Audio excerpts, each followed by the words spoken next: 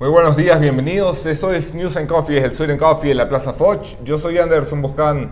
Estamos aquí para revisar la actualidad política del país. Esta mañana nos acompaña Héctor Yepes, de la bancada de Suma, asambleísta nacional por la provincia del Guayas. Tenemos sobre la mesa, el país llega al punto final. Algunos dicen que el punto de inicio en realidad de lo que ha sido el caso más traumático de corrupción que ha vivido el Ecuador. Tras 15 días de audiencia, 5 días de deliberación, hoy se conocerá por fin la sentencia en contra de Jorge Glass, su tío Ricky Rivera y otros 11 procesados. Héctor, me gustaría empezar por allí. ¿Cómo están las apuestas? Buenos días, Anderson. Un saludo a todos quienes nos sintonizan por internet. Yo creo que Glass va a ser condenado. No veo ninguna fórmula para que eso no ocurra. Pero a mí, lo que te comentaba antes de arrancar, lo que me preocupa es cómo va a terminar políticamente este caso. Porque si la Asamblea no hace su trabajo, que es fiscalizar, que es darle paso al juicio político, que más de 60 legisladores hemos firmado el pedido para que se dé, y simplemente Glass sale porque, bueno, pasaron los 90 días, creo que se vence en el 3 de enero. 3 de enero. Pasaron los 90 días en la cárcel, ausencia definitiva, el presidente mandará una terna a la Asamblea para designar el reemplazo, y si eso ocurre, pues está bien, porque hay que darle una solución al país, pero cuidado, eso es tirarle una boya a Glass, a Correa y a todas las viudas que alrededor, para que mañana se victimicen, digan, ahí está, compañeritos, se llevaron la vicepresidencia y solo por eso quisieron meterlo preso a Glass. Y cuidado, ese argumento puede ganar credibilidad en este país donde las vacas vuelan en el tiempo y servirle hasta para una eventual rehabilitación a Glass, tipo el caso de Lucio Gutiérrez, cuando las aguas se calmen eventualmente. Y por eso creo yo que hoy lo más importante es insistir en el juicio político desde la Asamblea. Perteneces a una asamblea que tiene un consejo de la administración legislativa controlada por el oficialismo 5-2, que tiene ayer un mes sin siquiera reunirse a sesionar. ¿Cómo se lleva adelante un juicio político en una asamblea cuya cúpula administrativa ni siquiera se reúne a verse las caras y decir, oye, ¿cómo has estado? Tomarse un cafecito, mucho menos para analizar un juicio político al vicepresidente de la República? Estamos entrampados en eso, porque lamentablemente, si bien la oposición tenemos casi la mitad de la asamblea y país tiene mayoría por un pelo, de todas formas ese pelo le ha servido para manejar todas las instancias legislativas, salvo la comisión que yo presido de participación ciudadana, donde claro, en cambio lo que hacen es bien simpático. Bueno, llamamos a cualquier funcionario y a la semana siguiente van a otra comisión. Y ya nos pasó, recordarás, con el mismo vicepresidente Jorge Glass, cuando entramos a la asamblea. Fiscalización. Claro, nosotros fuimos los primeros que lo llamamos y se hizo llamar a fiscalización y ahí montaron una sabatina en pleno recinto legislativo. Pero tú no le hubieras puesto alfombra roja a Jorge Glass. No. Le hubiera esperado ahí con unos trajecitos colgados de rayas simbólicos. Pero al final del día, lo que está pasando en la asamblea es que se habla mucho, hay mucha pelea, morenistas, correístas, pero cuando las papas queman, cuando realmente son temas importantes, se levantan y se van. Se levantan y se van, o todos encubren en bloque. Ahí sí, como una sola familia.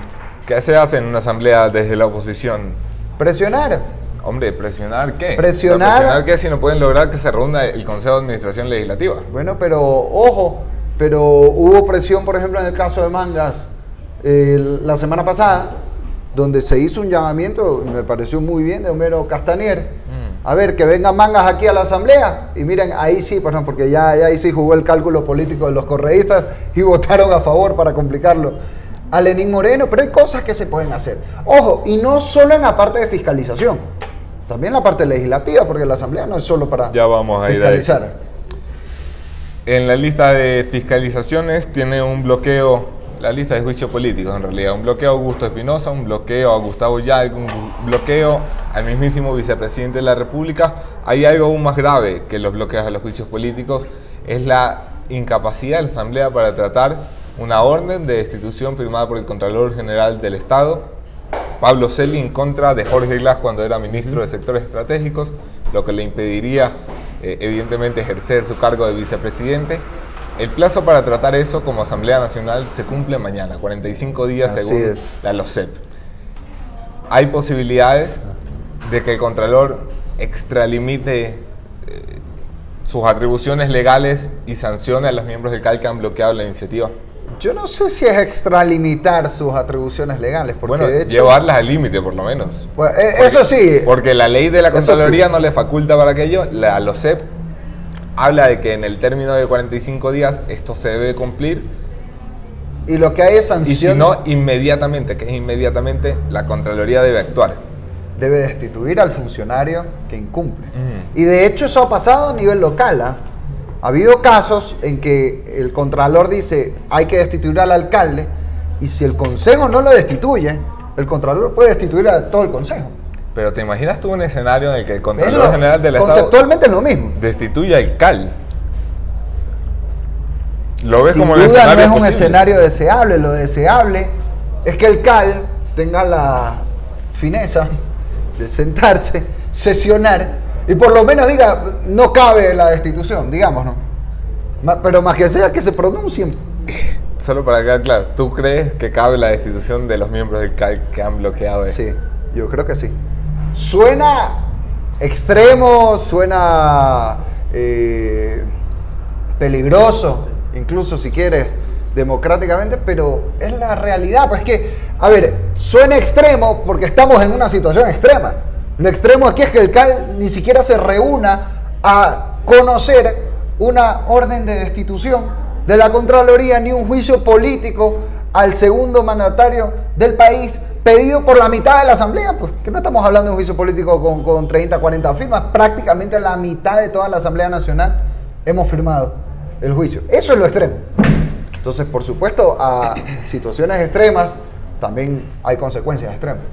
Eso implicaría, en términos jurídicos, porque hay dos figuras que se abren ahora: la destitución de los asambleístas del CAL como asambleístas, que ya me parece a mí tirado de los cabellos, o la destitución de los asambleístas del CAL como vocales del CAL.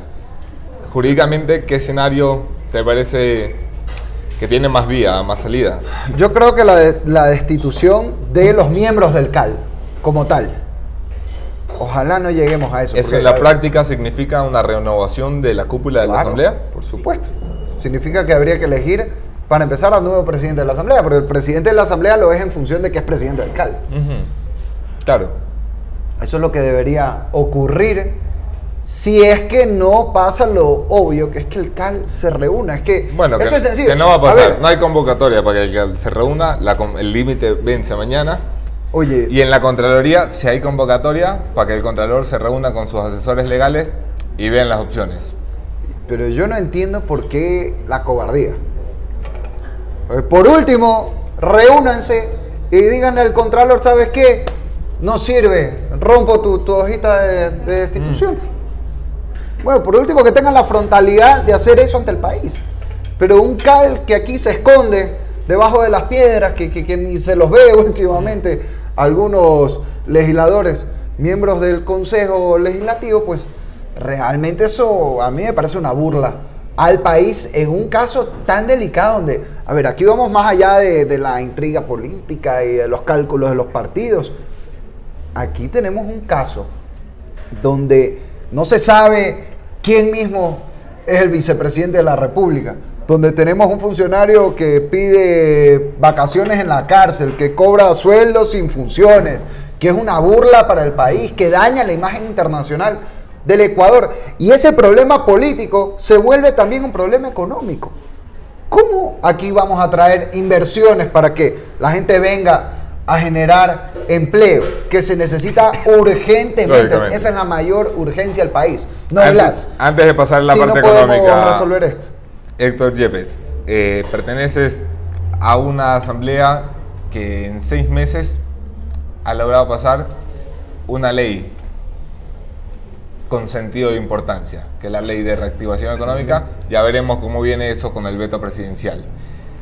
Bueno, también, sí hay otras. La ley de violencia contra la mujer. La ley de violencia contra el género, porque no se podía oponer ni María Santísima. Y de ahí me nombras 3 más y, claro, y te doy un premio. Por lo general, leyes de mucho consenso, pues, ¿no? Sí, o sea, hombre, a lo que voy es que ninguna de las leyes importantes, casi todas las leyes importantes, pasan o por lo penal o por lo económico en este país, en estas circunstancias, no han sido tocadas por la Asamblea. 7 meses te parece suficiente para que la Asamblea ya se hubiera puesto al día? Por supuesto. ¿O crees que es muy pronto para valorar la tarea de la Asamblea Nacional? A ver, yo pienso que la Asamblea sí se ha quedado un poco atrás en lo legislativo por los problemas políticos. ¿Cuáles? Uno, el caso de Glass. O sea, evidentemente es un caso que tiene paralizada a la clase política del país y a la prensa mismo. Tú ves los periódicos toda la semana, sigue Glass, y no es ni de lejos el único problema del país. Pero claro, es el juicio de mayor magnitud política de toda la historia del Ecuador y evidentemente pues paraliza otras cosas. Eso por un lado.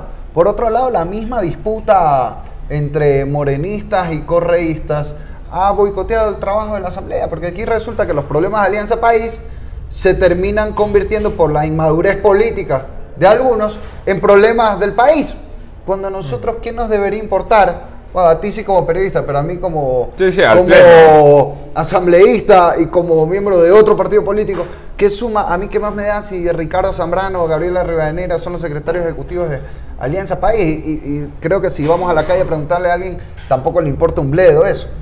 Pero el problema surge cuando estas pugnas internas terminan boicoteando el trabajo institucional. Entonces, porque aquí no se quieren ver las caras, porque se tuercen en los pasillos de la Asamblea, se miran feos, tengo miedo de que por ahí me vayan diciendo algo, entonces no sesiono. Estamos a mitad de semana, es miércoles, y en los 2 días que nos preceden han salido, o se han notificado la salida de 4 funcionarios de relevancia del correísmo, del morenismo, como se quiera llamar. El primero es, y yo creo que el más importante, Eduardo Mangas, secretario general de la Presidencia. Ya lo nombrabas tú. Me gustaría analizar caso por caso y obtener tu valoración al respecto. La salida de Eduardo Mangas es positiva para el país, deja desnudo a Lenín Moreno de cara a la consulta como el operador político que se decía que es, que incluso había conseguido la toma del Consejo Nacional Electoral. Bueno, esa parte yo no sé si esa parte yo la sé, por eso la digo. Ah, bueno, está bien que me la cuentes. Antes de lo de Mangas, solo para redondear la idea anterior, también por la falta de iniciativa legislativa y de conexión de la Asamblea con la ciudadanía, también se provocan algunas preguntas de la consulta popular. Eso creo que es importante aclarar. No habría necesidad de preguntarle a la gente sobre la ley de plusvalía si a la Asamblea lo hubiera derogado, o por lo menos reformado sustancialmente en lo que paralizaba la construcción y el empleo. O sea que también la consulta tiene una incidencia, y en mi caso como presidente de la Comisión de Participación Ciudadana nos ha impactado en el sentido de que teníamos una ley, por ejemplo, sobre el Consejo de Participación, que hemos tenido obviamente que pararla hasta que se dé la consulta. Entonces también hay ciertas coyunturas políticas que han marcado el ritmo de la Asamblea. Ahora sí, Eduardo Mangas, yendo a lo de Mangas, ¿es positivo o no? Yo creo que es positivo que haya renunciado. Es oportuno, pero es insuficiente. Porque aquí lo que dijo Eduardo Mangas, que está bien que el presidente haya dicho no representa lo que yo pienso, parece una aclaración válida y oportuna la que dio en la última cadena nacional. Pero igual estamos hablando de declaraciones del secretario de la Presidencia de la República, porque aquí no es Perico de los Palotes que dijo que no ganamos las elecciones, o que Correa quería boicotear, cosas que de hecho yo siempre o que utilizaron el Servicio Exterior ecuatoriano para ponerle cachiporreras y secretarias a Rafael Correa. Cosa que salta a la vista, ¿no? Lo que pasa es que ahora ha sido confesado.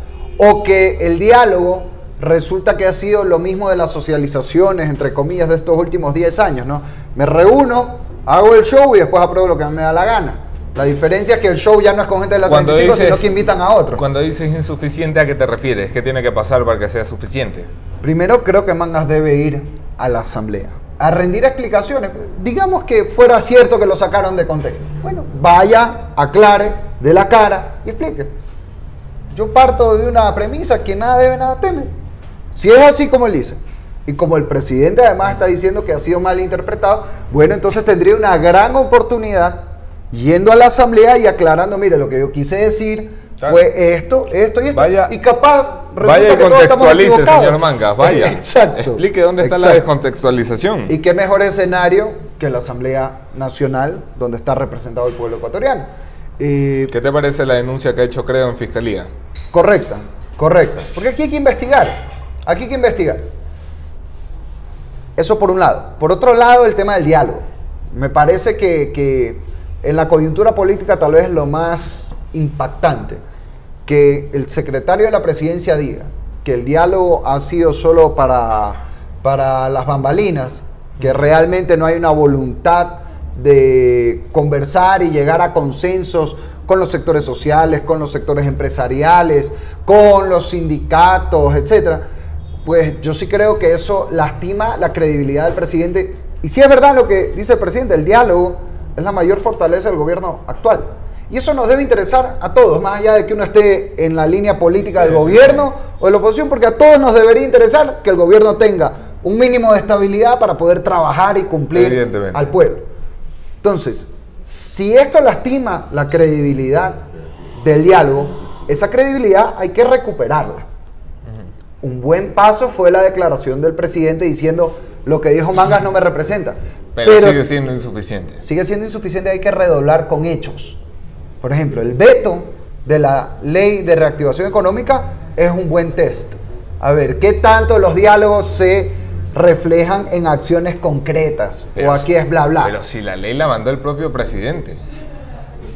O sea, el veto entiendo que él puede enmendar, pero enmendar algo que él envió. Bueno, es que hubo que cambios le llega muy como sustanciales. Frankenstein, pero los empresarios que habían ido al diálogo no estaban contentos. Ni con la propuesta del presidente, ni con el Frankenstein que sale de la comisión que preside Pavel Muñoz. Así es, así es. El segundo funcionario que termina siendo avisado de destitución, Carlos Ochoa, buen amigo de este medio, director de la Supercom, presidente de la Supercom. No te rías, que es en serio, es buen amigo. El señor Carlos Ochoa asegura... Si son tus amigos, no quiero saber cómo son tus enemigos. Asegura que va a presentar pruebas de descargo. Fue una frase que utilizó Richard Espinosa, dijo voy a presentar pruebas de descargo, al final lo que presentó fue la renuncia porque la destitución quedó en firme. En 60 días se prevé, si este país no se da la vuelta y empiezan a volar los chanchos, que el señor Ochoa sea destituido. Positivo o negativo para este país. Pablo Arturo Pareja te envía una pregunta directa, saliendo Ochoa, ¿qué cambia con la Supercom? Porque sigue la misma estructura política. Muy buena pregunta. A ver, primero me parece un gran regalo de Navidad para el Ecuador y para la prensa que Ochoa se vaya por fin y deje de hacer tanto daño que le ha hecho, ojo, no solo al periodismo, porque a veces se cree que esto es solo un problema de los comunicadores, al país, al haber tenido esta estructura de censura oficial, de persecución sistemática a los periodistas, lo que se termina afectando es el derecho de la gente a recibir información. Y gracias a eso, entre otras cosas, entre un sistema de impunidad en lo judicial, en los organismos de control, es que nos han endeudado para robarse la plata estos últimos 10 años. Si aquí no es por casualidad que ha habido tanta corrupción, es que han manejado más plata que nunca y ha habido a la vez menos controles que nunca. Pues. Y si eso ocurre, pues 2 más 2 son 4, pues va de robo.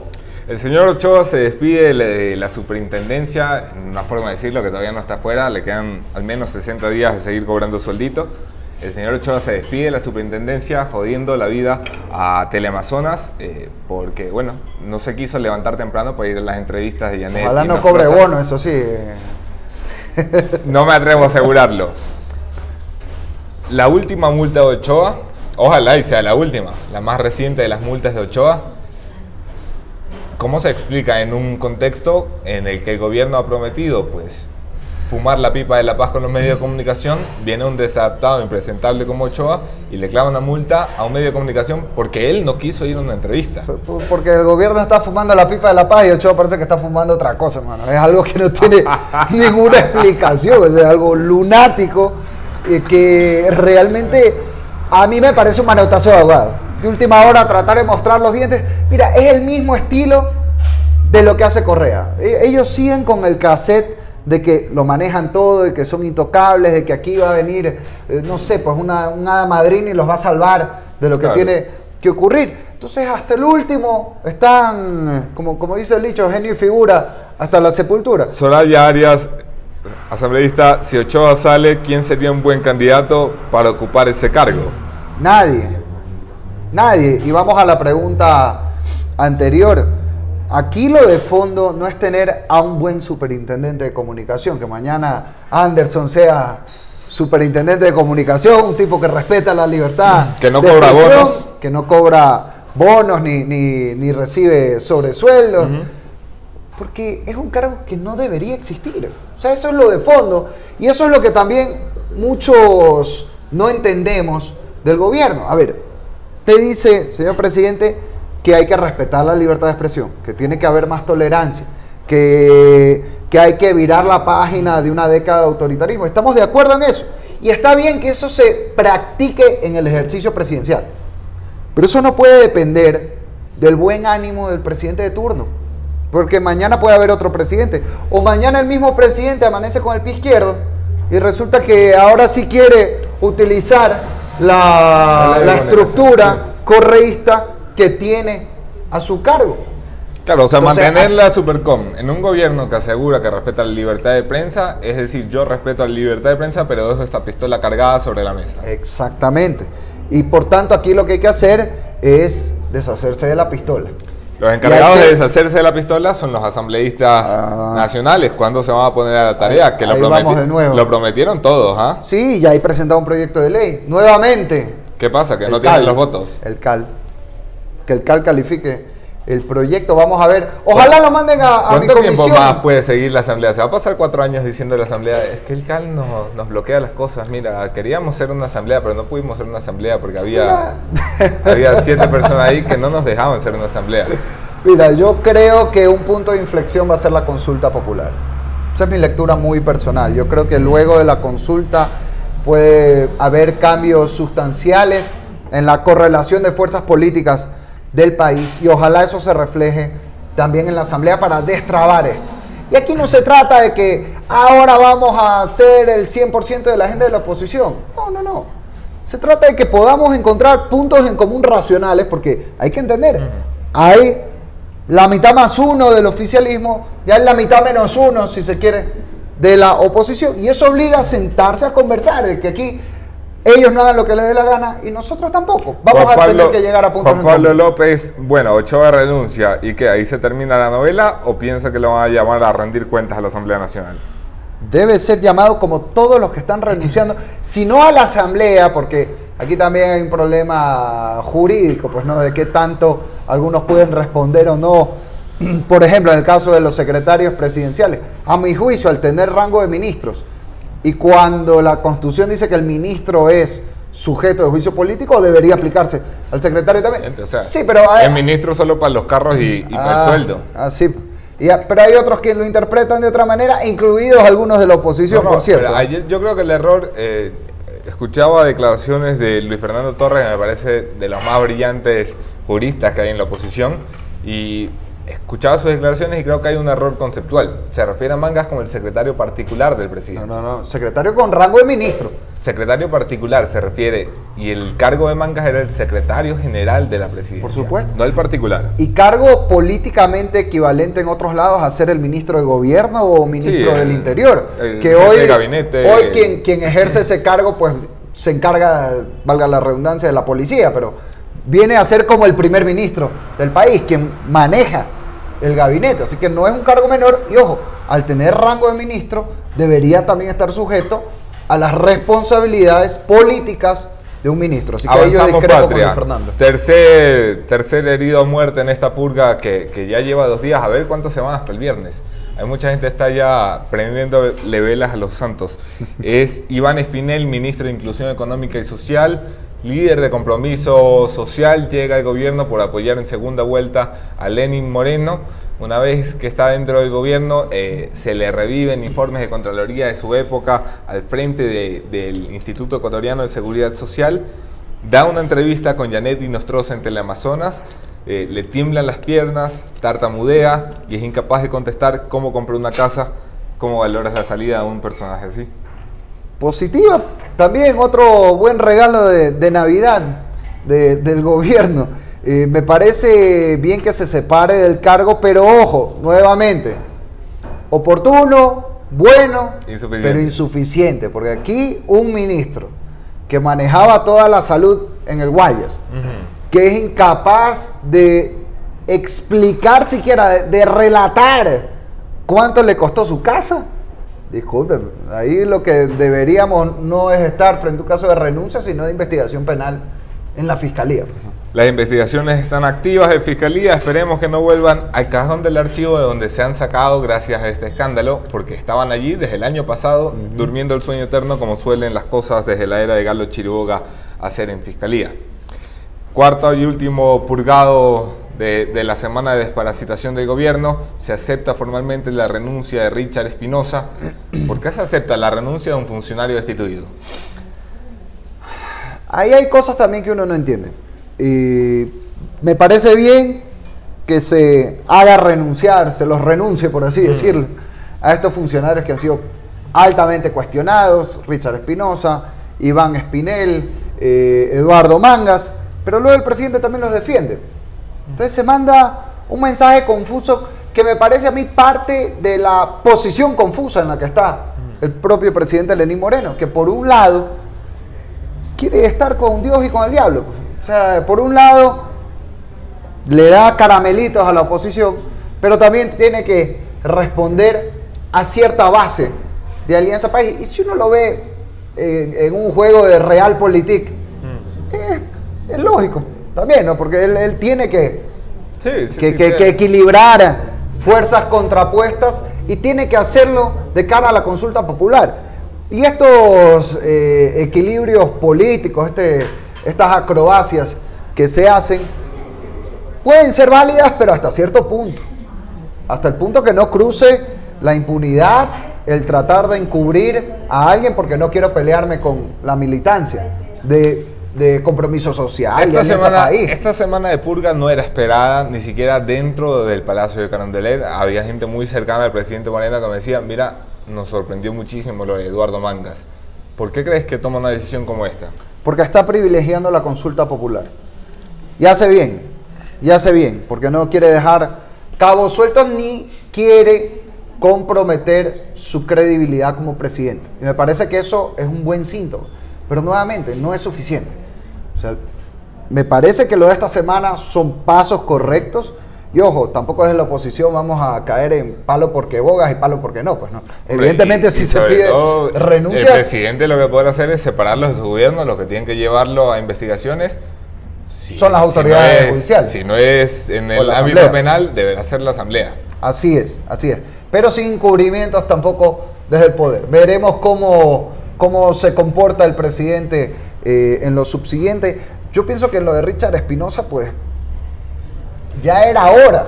Un funcionario que es cuestionado por no solo haber desaparecido la deuda del IES, sino por afectar los derechos de los jubilados. Yo los he recibido muchas veces en nuestra comisión de participación ciudadana, maestros, jubilados que vienen desesperados. Es que a veces estas cosas se normalizan en el país. Como salen todas las semanas del periódico, uno ya se vuelve insensible, como el médico que ya a la 20ª cirugía ya le da lo mismo. Y no es así, pues, porque es gente que ha trabajado décadas, que ha sacrificado todo en el sector privado, muchas veces también en el sector público, en profesiones tan dignas como el magisterio, y no puede ser que tengan que estar a los 70, 80, 90 años mendigando por una pensión, pues, que es algo inhumano. Y uno dice, a ver, aquí ha habido plata para despilfarrar en el Aromo, en Yachay, en tanto elefante blanco, y no ha habido lo más elemental para pagarle las pensiones a nuestros jubilados, en un gobierno que se dice de izquierda. Es que es algo incomprensible.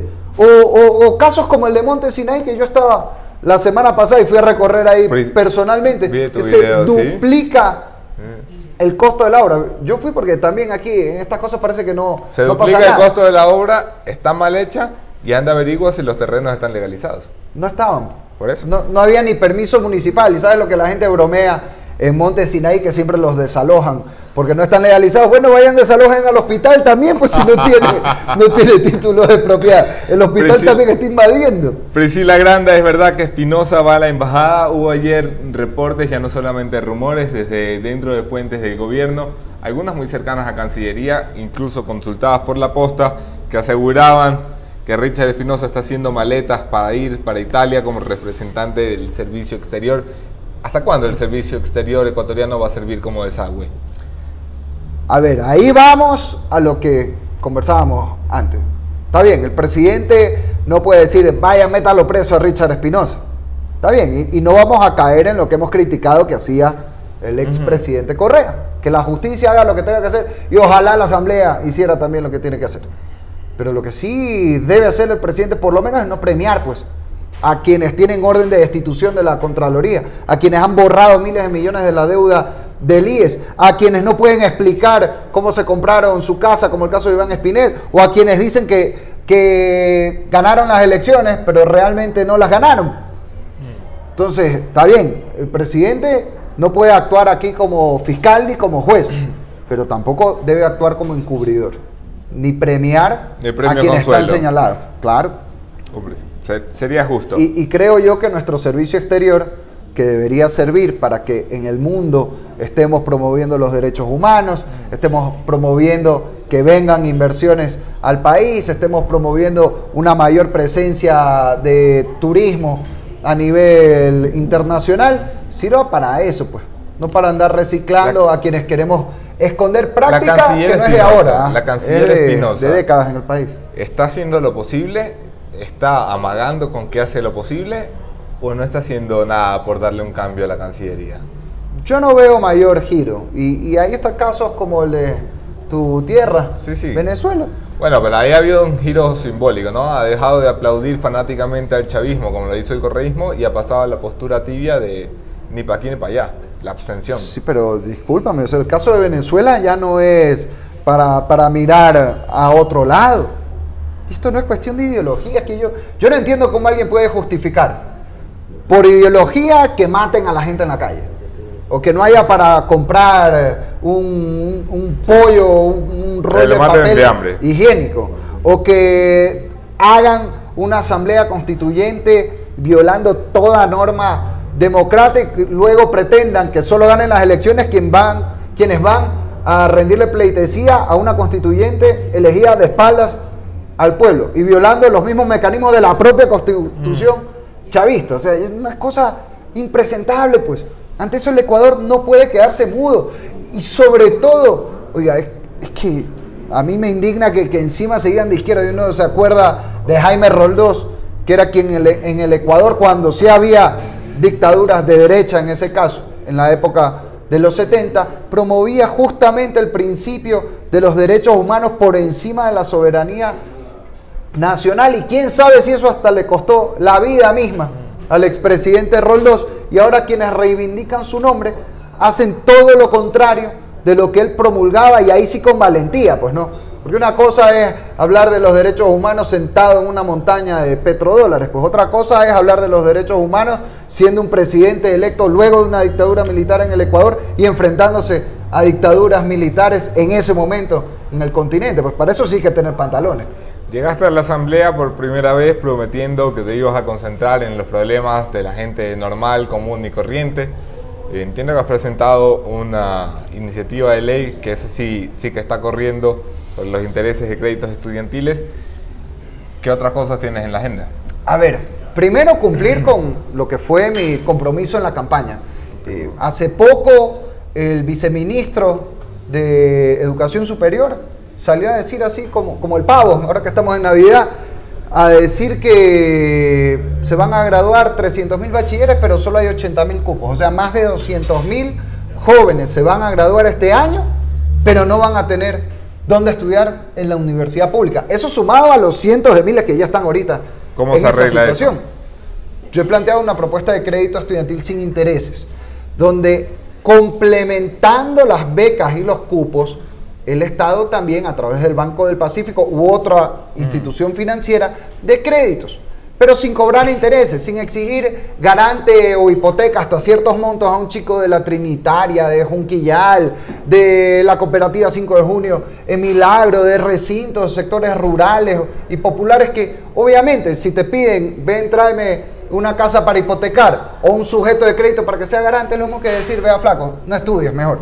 ¿Qué tan viable es un proyecto así? Quiero decir, porque alguien tendrá que asegurarse de que la plata pueda volver. Para eso son los garantes, ¿no? Sí, sí. A ver, es viable porque para empezar ya se hace en otros lados. No cobrar de intereses lo hace Colombia como parte del plan que ellos tienen para convertirse, esa es su meta, en el país más educado de América Latina, entre otras cosas que hay que hacer, como fortalecer la educación técnica. Y en cuanto a las garantías, de hecho hoy el Banco del Pacífico hasta ciertos montos no te pide tampoco garante. Yo lo que planteo es que esté en la ley, porque el nivel de morosidad de los créditos estudiantiles es bajo. ¿Sabes cuál es la mejor garantía para que el joven que se gradúa pague? Que se gradúe. Uno, que se gradúe, y dos, que haya empleo. Pues. O sea, el mayor garante de que se cumpla con los créditos es una buena política económica del Estado, donde se facilite el emprendimiento, donde se facilite la inversión, donde haya puestos de trabajo, donde la gente pueda salir a producir. 7 meses de y luego gobierno. a pagar, por supuesto. 7 meses de gobierno. ¿Hay una política económica en Ecuador? No. ¿Hay un plan económico? Yo creo que no, o por lo menos no hay un plan económico expuesto claramente a la ciudadanía. Hasta ahora siguen con el mismo equipo y la misma receta de la mesa servida. O sea, aquí es el mismo plato, pero con otra presentación. Y si uno ya sabe que la receta del correísmo, endeúdate lo que más puedas, gasta lo que más puedas y sube impuestos para tapar el hueco a costa del sector privado que no puede generar más plazas de empleo por esta fórmula, si ya sabemos que esa receta nos ha llevado a la situación donde estamos ahorita, es absurdo mantenerla.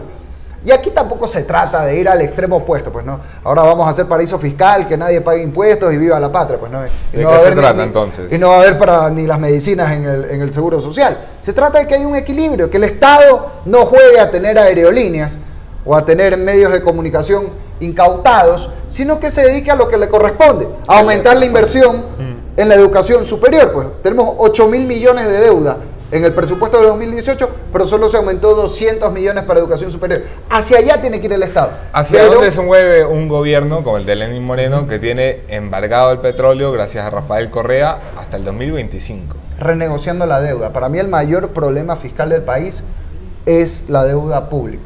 Y no es tanto el monto de la deuda. Son las condiciones. Son las condiciones. Esto, pongamos un ejemplo claro. Si alguien gana 500 mensuales, 6.000 al año, y está endeudado con $20.000, más del doble de lo que gana, pero está endeudado a 15 años porque es parte de una deuda de una casa, de algún bien, pues eso es algo razonable y lo va a poder pagar probablemente. Pero si esos $20.000 lo tienes que pagar a mayo del próximo año, estás quebrado. Y si encima te cobran tasa de chulquero al 10% o más, peor todavía. Entonces lo que debe hacer Lenín Moreno, y urgente, y eso hay que comunicarlo, además, para que haya tranquilidad, porque capaz lo están haciendo por debajo de la mesa, pero no solo hay que hacerlo, hay que decirlo, para que los actores económicos tengan confianza, es renegociar la deuda, que baje el servicio anual y se pueda liberar recursos. Hay algunos comentarios respecto a tu propuesta de ley. Soraya Arias: muchos estudiamos así, es viable, así lo hacía el IESE, ahora hay un Banco del Pacífico de adorno, que haga algo, por favor. Muy cortito. Ojo, el Banco del Pacífico a mí me contestó sobre esto. Me dijo: nosotros desde el IESE recibimos una cartera, pero no nos dieron más plata para prestar. Lo que presta hoy el Banco del Pacífico es del mismo dinero de los depositantes. Es decir, lo que hizo Correa en plena bonanza económica fue desmantelar el programa de créditos, no darle ni un centavo más. Y claro, el Banco del Pacífico hoy cobra 9.5% de interés. Atiencia dice: el Banco del Pacífico pide garante a los créditos educativos menores de 20.000 y pide hipotecar a mayores de eso. Además, no permite adelantar cuotas cuando se tiene y eso aumenta los intereses. Eso es ilegal, ¿ah? Eso es ilegal, y si tienen algún caso puntual sobre eso, por favor háganmelo llegar, porque la ley obliga a que el banco deba aceptar pagos anticipados. Está expresamente en la ley, a prepagar, adelantar al capital. César Aguiñaga, asambleísta Yepes, me encanta esta pregunta. ¿Me puede prestar $2.000 para terminar mi tesis a 4 meses sin intereses, por favor? Apoye la ley de crédito estudiantil para que el Estado saque ese billete. Mira, es que esto le llega no solo a muchos jóvenes que no pueden estudiar. A mí me pasó. Yo tenía 19 años, estaba estudiando y casi tuve que abandonar los estudios. Y eso le pasa a hartísima gente. Porque tienes algún problema familiar. En mi caso, mis papás se divorciaron. Pusimos un negocio con mamá, un cyber. Aparte yo trabajaba en un estudio jurídico. Aparte estudiaba. Ponía lo que podía para apoyar en la casa y ya en un momento no daba. Mi mamá, me acuerdo también, apoyó para poder pagar unas pensiones. En un momento ya simplemente no da.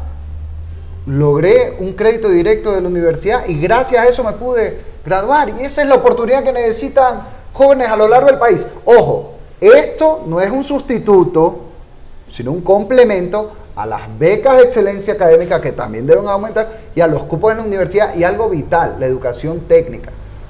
Claro. Si aquí no entendemos que debe haber una alternativa real a la universidad para que quien quiere ser artesano, carpintero, mecánico, trabajar en el agro sin necesidad de tener un título de ingeniero, economista, licenciado, abogado, lo pueda hacer y no sea discriminado para empezar en el sector público, donde si tienes un título técnico tienes menos puntos que si tienes título de tercer nivel. Si no vamos hacia allá, no vamos a resolver este problema, porque es casi imposible que el Estado pueda cubrir con cupos toda la demanda educativa. Entramos a la recta final de la entrevista, terminamos siempre este espacio de la misma manera, una lista de nombres, tú me dices lo que se te viene a la cabeza cuando escuchas José Serrano. Presidente de la Asamblea. ¿Ninguna calificación? No, ni fu ni fa. Ni para aquí ni para allá. Sí. Lenín Moreno. Entre el Dios y el diablo. Mauricio Rodas. Alcalde que está sacando adelante a Quito. Jaime Nebot. Alcalde que logró, después de tanto tiempo, ya sacar adelante a Guayaquil y necesita un buen relevo en Guayaquil. Cintia Viteri. Candidata presidencial. ¿Ah, sí? ¿Y no es candidata a la alcaldía también? Vamos a ver. Héctor Yepes. Joven que intenta trabajar lo mejor que puede por el país desde la Asamblea. Esta ha sido la conversación con Héctor Yepes, de la bancada Suma, asambleísta por la provincia del Guayas. Para analizar la coyuntura política estaremos aquí mañana con otro tema, otro entrevistado, mismo entrevistador. Esta tarde, 3 de la tarde, la audiencia de Jorge Glass. El tribunal decide la suerte del vicepresidente de la República. La justicia tiene en sus manos la capacidad de hacer lo que no ha hecho la Asamblea, lo que no ha hecho el Ejecutivo, tomar las decisiones de separar a un impresentable del cargo más importante de este país después del presidente de la República. Nos veremos mañana. Gracias, asambleísta.